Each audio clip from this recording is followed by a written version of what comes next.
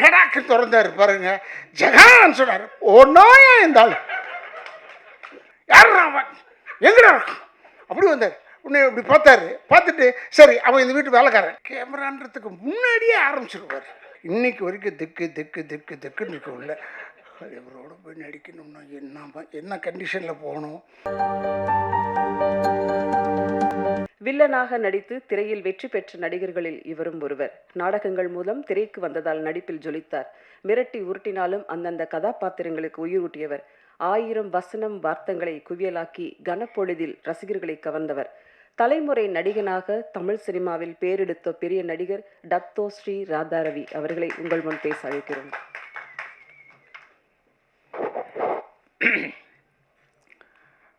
இங்கே கூடியிருக்கும் என் குடும்பத்தை சேர்ந்தவர்களே, வந்திருக்கும் பத்திரிகையாளர் நண்பர்களுக்கும் இந்த யூடியூபர்ஸ் அவர்களுக்கும், ஏன்னா நான் இன்றைக்கி வாழ்ந்துட்டு இருக்கேன்னா அது முக்கிய காரணம் அவங்க தான். ஏன்னா அவங்க தான் அக்கப்புறம் எழுதுவாங்க. எழுதினாலும் பரவாயில்ல, நல்லா இருப்பேன் நான். ஏன்னா அவங்க எழுதணும், என்னை பற்றி ஏதோ ஒன்று எழுதணும். புரியுது உங்களுக்கு? இப்போ காந்தியை பற்றி பேசும்போதெல்லாம் கோட்ஸை பற்றி பேசுகிறாங்கல்ல, அது மாதிரி தான். அது தவறு கிடையாது. இருந்தாலும் நல்ல நண்பர்கள். அண்டு சகோதரர் தானவர் என்னுடைய சகோதரன். அவர் நாங்கள் எப்பவுமே சண்டை நிறைய சண்டை போட்டிருக்கோம். நிறைய வாட்டி சண்டை போட்டிருக்கோம். நிறைய தடவை அதை பற்றி கவலைப்படுறதில்லை, ஒற்றுமையாக போயிட்டே இருக்கோம். அதான் ஆச்சரியமாக இருக்குது. அவர் வீட்டு ஃபங்க்ஷனாக இருந்தாலும் சரி, என் வீட்டு ஃபங்க்ஷனாக இருந்தாலும் சரி, அவர் வந்து கலந்துக்குவேன், நானும் வந்து கலந்துக்குவேன். அதே மாதிரி சகோதரர் செல்வமணியெல்லாம் ஏன் மறக்க முடியாதுன்னா, இன்றைக்கி ராதாரவி நிற்கிறான்னா அதுக்கெல்லாம் ஒரு காரணம் வந்து செல்வமணி அவர்களும் இருக்கிறார்கள். ஏன்னா அவருடைய படம் செம்பருத்தி போய் நடிக்கிறேன்னு போது தான் எனக்கு ஹார்ட் ப்ராப்ளம் வந்தது. அப்போ வீட்டில் படுத்துருந்தேன். அப்போ அந்த 3 மாதமும் அவர் வெயிட்டிங். எதுக்கு? செம்பருத்திக்கு நான் வந்து நடிக்கணும். அதுக்காக வெயிட் பண்ணி என்னை நடிக்க வச்சார். அது ஒரு பெரிய ஒரு ராசியாச்சு. எதுக்குன்னா எனக்கு தங்கச்சியாக நடித்தது அதில் ரோஜா, இதில் வந்து நம்ம நளினிமா, என் தங்கச்சி உயிர் உள்ள ஒரு விஷால. அதனால் அவங்க எல்லாமே பெரிய பெரிய ஹிட்டாகி பெரிய ஆளுங்களாக இருக்கும்போது கூட இன்றைக்கு வரைக்கும் அதே மரியாதை, அதே இது அன்பு செலுத்திகிட்டு இருக்காங்க. அவர்களுக்கு என்னுடைய வணக்கங்களை கூறி, சகோதரர் அவரை பற்றி சொல்ல தரவில்லை. அவர் இயக்குனர் என்னை வந்து சென்னை காதல்னு ஒரு படத்தில் நடிக்க வச்சார். நான் அவ்வளோவா கேட்கல அவர்கிட்ட போய் வாய்ப்பு. ஏன்னா டைரக்டருங்கிட்ட எப்போயும் நான் வாய்ப்பு கேட்டுருவேன். ஏன்னா இல்லை அடுத்த படத்தில் நான் பிரமாதமான ஒரு வேஷம் செய்யவே முடியாது. சும்மா சொல்லுவாங்க, அவங்க இருக்கிற பிஸியில் நம்ம மறந்துடுவாங்க. அதனால் அப்பப்போ நான் அட்டெண்டன்ஸ் போட்டுக்கிட்டே இருப்பேன். இவங்ககிட்ட டைரக்டர்கிட்டையும் ப்ரொடியூசர்கிட்டையும் அட்டெண்டன்ஸ் இருக்கும். டிஆர்கிட்ட கவலை இல்லை. ஏன்னா அப்படி தான் ஆளினால் அழகுராஜா. அதனால் அவருக்கு எந்த ஏரியாவில் கேட்டாலும் அவருக்கு கவலை இல்லை. அவர் எப்பயுமே என்னை கூப்பிட்டு, உயிர் உள்ளவரை உஷா வரும்போது நாங்கள் சொல்லியிருக்கேன், பேட்டியில் சொல்லியிருக்கேன், என்னை கெடுத்தவர் டி ராஜேந்தர்னு. ஏன் என்னை கெடுத்தாருன்னா, 8 வருஷமாக எனக்கு படம் இல்லை. லா காலேஜ் படிச்சுக்கிட்டு இருந்தேன். கொஞ்சம் கொஞ்சம் ஒரு 2 படம் ஒரு படம் அப்படி நடிச்சுக்கிட்டு இருப்பேன். அப்போ டிஆர் சார் வந்து எனக்கு வந்து அமெரிக்காவில் எங்கள் அக்கா இருக்கிறதுனால என்னை கூப்பிட்டுட்டு, இவருக்கு எழுதி போடுற ஓஹியோவில் ஒரு ஆளை கேட்டிருக்காரு டைரக்டராக வேணும்னு அப்படின்னு கூட எழுதி போட்டேன். ஓஹியோவில் அவர் இருக்கார், ட்ரெஸ்பாஸ் அவென்யூ. அவர் பேர் மிஸ்டர் ராவ், இந்தியன். உடனே நான் எம்.ஆர். ராதாகிருஷ்ணன் உடனே ஒத்துக்கிட்டார். ஆனால் அந்த பதிலை சொல்கிறதுக்கு மட்டும் 2 வருஷம் எடுத்துக்கிட்டார். அதுக்குள்ளேயும் பார்த்தா உயிர் உள்ளவரை உஷா உள்ளே வந்துச்சு. இவர் என்னை கூப்பிட்டு அறிமுகப்படுத்தினது பெரிய அளவில் போய் எல்லா படத்துலையும் நான் தான் வில்லன். கெடுக்கிறதுக்கு ரைட்டான ஆள் யாருன்னா ராதா ரவின்ற அளவுகளை கொண்டாண்டார். அதனால் என்னை வந்து ஊருக்கு போகாமல் தடுத்ததும் டிஆர் அவர்கள் தான். இல்லைன்னா நான் ஒழுங்காக போயிருப்பேன், அமெரிக்கா போயிருப்பேன்னு வச்சுக்கோங்க. ஆனால் அமெரிக்கா போயிருந்தால் இப்போ உங்களெல்லாம் சந்திக்க முடியுமா, உங்கள் பேர் எடுக்க முடியுமா? இந்த ஊரில் நான் பேர் எடுத்துருக்க முடியாது. இந்த பேரில் எடுத்ததுக்கு காரணம் வந்து டிஆர் அவர்கள் தான். இப்போ கூட நான் அந்த பார்த்துக்கிட்டே இருக்கும்போது தானு சார் சொன்னார், பேசும்போது இது வந்துடும். அப்புறமா டைரக்டர் சொன்னார், எனக்கு பேசும்போது அழ வந்துடும்னு. நான் உண்மையிலே பார்க்கும்போது எனக்கு அழ வந்துருச்சு. எப்படிப்பட்ட படம், எப்பேற்பட்ட படம் பா! உயிர் உள்ளவரை உஷா. இவரை பார்க்கறதுக்கு நான் அப்போ சாந்தி விகார் பக்கத்தில் எங்கேயோ ஒரு ஃப்ளாட்டில் இருந்தார் சார், கங்கா அப்பார்ட்மெண்ட்ஸ். அங்கே இருந்தார். போனேன் வாயா அப்படி சொல்லிவிட்டு டோரை அவருக்கு எதுவும் கிடைக்கக்கூடாது, டோர் கீரெலாம் உடனே தட்டுவார், டக் டக் டக் டக்குன்னு போட்டார். என்னென்னு பார்த்தா இவங்க கல்யாணம் பண்ணிக்க போகிறாங்க உஷா, அவங்க வந்து வெளிநாட்டுக்கு போயிருக்காங்க ஒரு ப்ரோக்ராமுக்கு. உடனே எனக்கு பாடி காமிச்சார். இந்த உயிர் உள்ள ஒரு ஷால ஒரு பாட்டை பாடினார், வைகை கரை காற்றேனில்லைன்னு பாடினார். அப்படி யாரும் பார்த்தேன், என்னடா இந்த மனுஷன் நின்ன இடத்துல தட்டுறாரு, நின்ன இடத்துல பாடுறாரு, எப்படிடா இது இப்படி ஒரு மனுஷன்னா என்ன? அப்போ பார்த்தேன். இப்போவும் 40 வருஷமாக இதே மாதிரி தான் இருக்கார். அதுதான் அவர்கிட்ட இருக்கிற ஒரு பெரிய. நான் எப்பவுமே தம்பியை கூட பார்த்து சொல்லுவேன், நான் ஒரு பிள்ளைய பார்த்து சொல்லுவேன், அவன் எனக்கு ஒரு மகன் மாதிரி அவர் நான் எப்பவுமே பார்த்து சொல்லுவேன், என்ன தான் சொல்லு, அந்த டிஆர் மாதிரி நீ வர முடியாது, அப்படிப்பட்ட ஒரு ஆளப்பா. ஆனால் எல்லாமே அவர் பிறந்த பிள்ளைங்க பூரா எல்லாமே கலை அம்சம் கொண்டது. ஏன்னா இந்த பிளட் உச்சி முடியிலேருந்து கால் வரைக்கும் கலை தான் அவருக்கு லைஃப். போய் இப்படி நிற்க முடியாது. என்னென்னா இப்போ கொஞ்சம் நேரங்கள்லாம் பார்க்க ஆரம்பிச்சிட்டாரு, அது வேறு, அதை பற்றி நமக்கு ஒன்றும் கவலை இல்லாது. என்னென்னா இவரை நம்பி நான் வீட்டுக்கு போயிட்டேன். நான் எப்பயும் அடிக்கடி வீட்டுக்கு போவேன். அப்போ சிவாஜி அப்பா வீடு பக்கத்தில் இருந்தார். அங்கே போனோம்னா மேலே நின்றுட்டே இருந்துட்டு, மேலே தானே இருக்கார், என்ன டிஆர் எப்படி இருக்கீங்க அப்படி செஞ்சுட்டார். அப்படி செஞ்சுட்டாரு, பேசக்கூட மாட்டுறாரு, ஹலோ சொல்ல மாட்டுறாரு. அந்த கோவம் எனக்கு. உடனே என்னை கூப்பிட்டு ஒரு அம்மா வந்து உங்களை உள்ளே உட்கார சொன்னாங்க. நான் இப்போ ஆஃபீஸ் ரூம் அந்த பக்கம் ரைட் சைடு உள்ளே உட்காந்துருந்தேன். வந்தார், இல்லையா இந்த டைமில் உனக்கு பேசக்கூடாது உன்னோட, அதுக்காக தான் நான் பேசலை, இதை முதல்ல தெரிஞ்சிருக்கலாம்ல. எனக்கு அவர்கிட்ட கோச்சிக்கவும் முடியாது. அவர் சொல்கிறது பூரா செய்கிறது பூரா எல்லாமே நல்லது. என்னென்னா அவருடைய இன்னொரு படத்தில் நடித்த நானும் நளினியும் ஜோடி. அப்போ அதில் நான் சென்ட்ரல் மினிஸ்டராக நடித்தேன், காதல் அழுது. அது ஹைதராபாத்தில் எடுக்கிறோம். என்ன ஒரு லாபம்னா டெய்லி ஒரு கோழி அவுட்டு ரெடியாக இருப்போம் நாங்கள். நான் இன்றைக்கி தான் கோழி ஃப்ரை பண்ணிட்டியா அப்படி சொல்லுவோம். எங்களுக்கு தெரியும் எப்படி ஒரு டெய்லி ஒரு கோழி உண்டு. அது ஒரு எல்லாருக்கும் கொடுக்கறதில்ல அவ்வளோ அன்பானவர். இப்போ கூட சொன்னார், அவருக்கு எழுதி வச்ச வசனம்னு தானு சார் சொன்னாங்க, நான் பார்த்ததில்லை இப்படி ஒரு மனுஷனை நான் பார்த்ததே இல்லை. ஏன்னா டைலாக்ன்றது ஒரு புக்கு கிடையாது, கையில் ஒரு பேப்பர் மட்டும்தான் இருக்கும், இந்த screenplay of the picture.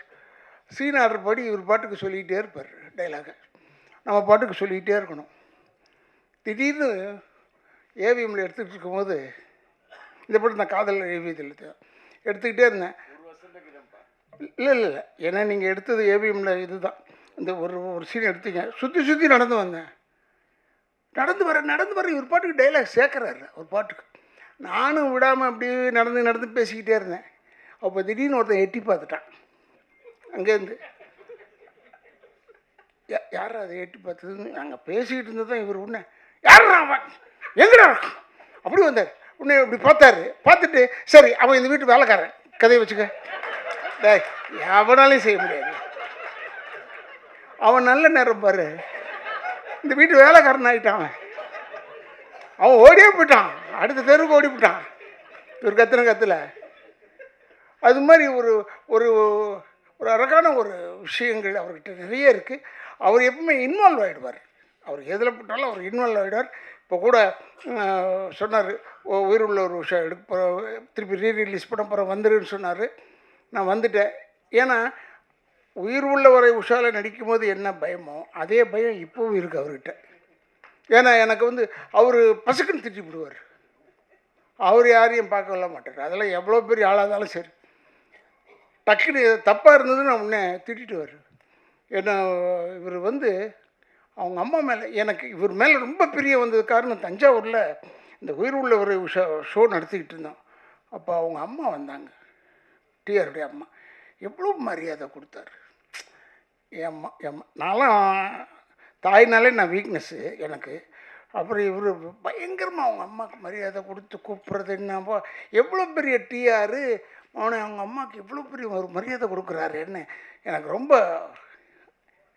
அதுலேருந்து அவர் கூப்பிட்றாருன்னு உடனே நேராக போயிடுவேன். அதுக்கப்புறம் தான் மற்றது எல்லாமே. அந்தளவுக்கு ஒரு நல்ல மனிதன். அவர் டைலாக் எழுத மாட்டார், ஆனால் பேசிக்கிட்டே இருப்பார். இந்த சீனில் வந்தது அந்த சீனில் வராதுன்றது வேறு, இந்த படத்தில் வந்தது அந்த படத்தில் வராது. அந்த டேலண்ட் வந்து வேறு யாருக்குமே கிடையாது. நான் பார்த்த வரைக்கும், நான் பார்த்த நடிகர்கள் வரைக்கும் இல்லை. ஏறத்தாழ ஒரு 42 வருஷம் ஆயிடுச்சா இந்த படம் வந்து 40 கிழிஞ்சது போ 83 போயிட்டு அடிச்சிருக்கோம் இப்படி. ஆனால் அப்பா 40 இயர்ஸ் 2 இயர்ஸுக்கு அப்புறமா இன்னும் அதே மாதிரி இருக்கிற மனுஷன் டச் அவுட் அப்படியே இருக்கணும். டிஆர் நல்லா இருக்கணும். எங்களெல்லாம் வளர்த்து விட்டு அழகு பார்த்துட்டார். எல்லாரையும் வளர்த்து விட்டு அழகு பார்த்தார். உயிர் உள்ள ஒரு உஷா முடிகிறதுக்குள்ளே சௌகர் நம்ம வீட்டில் ஷூட்டிங்கு அங்கே முடிகிறதுக்குள்ளே இந்த பஞ்சாயத்து பண்ணி என்னால் டயர்டாயிட்டேன். தனியாக சிரிக்கிறா பாருங்க நல்லே டெய்லி பஞ்சாயத்து. இவர் அப்போ இன்னும் இளமை வேறு இருக்க 40 வருஷத்துக்கு 42 வருஷம் பின்னாடினா எவ்வளோ பெரிய இளமை செய்வார். இன்னும் இது வந்து நான் முடியாது ஏன்னா இதுவும் கோகாரு அப்படி நம்ம இல்லைம்மா இல்லைம்மா அது வந்து அது அப்படி தான் சொல்லிகிட்டே இருப்பேன். அப்படி கெஞ்சி டெய்லி பஞ்சாயத்து. அப்படி இருந்து படம் முடித்து படம் ரிலீஸ் ஆகி ஓடுது. அசந்துட்டோம். என்னை அதே கல்பனா ஹவுஸில் என்னை இவர் சார் வந்து அந்த பைக்கில் சுற்றி வருவேன். அப்போ இவர் செயின் ஜெயபாலா நடிக்கிறார். அந்த வீட்டில் அவர் அவுட் சின்ன கேட் இருக்குது, அதில் தான் இவர் இருப்பார். கதவு திறப்பார். உசிலமணின்னு வந்தார். அப்போ அவர் வந்து யார் அது அப்படி கதவை தட்டினார். இவர் டடாக்கு திறந்தார் பாருங்க.